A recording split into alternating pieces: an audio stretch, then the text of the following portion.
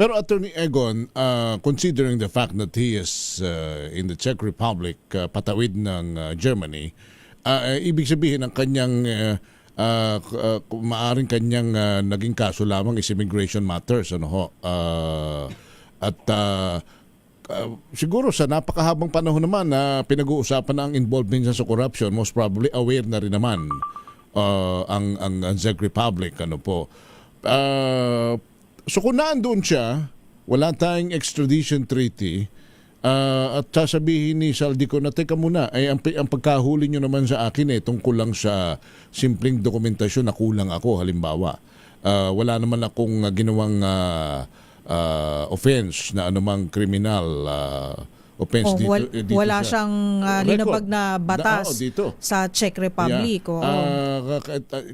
Kasi ang European countries kilala rin sa pag-partner sa matingkad na pagsusunong ng due process and human rights. Yes. Paano kung yun ho ang kanyang mga argumento? Wala pa ho akong conviction doon. Hindi pa naman ho ako convicted sa Pilipinas. Gusto kong ilaban ang aking kaso. Pero habang ako po'y kanilang inuusig at ginagawa lang nila akong kasabwat sa isyong politikal, pwede ba akong dito muna mag-asylum ako? Halimbawa, Attorney Egon. Mag-apply siya for asylum. Well, pwede niyang gawin lahat yan. No? Marami naman siyang magagaling na abogado.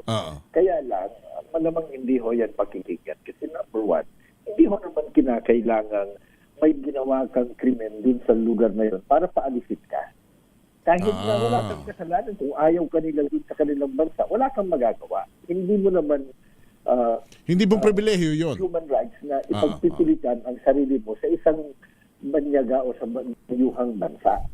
Hindi ho ganun yun. So, pangalawa, kung sa tingin nila mas nakakabuti sa national interest nila and the Committee of Nations sa diplomasya, na ibigay natin ito, ibalik natin sa Pilipinas. Kasi hindi ho siya ordinaryong turista Fugitive from justice siya Meron siyang valid warrant of arrest.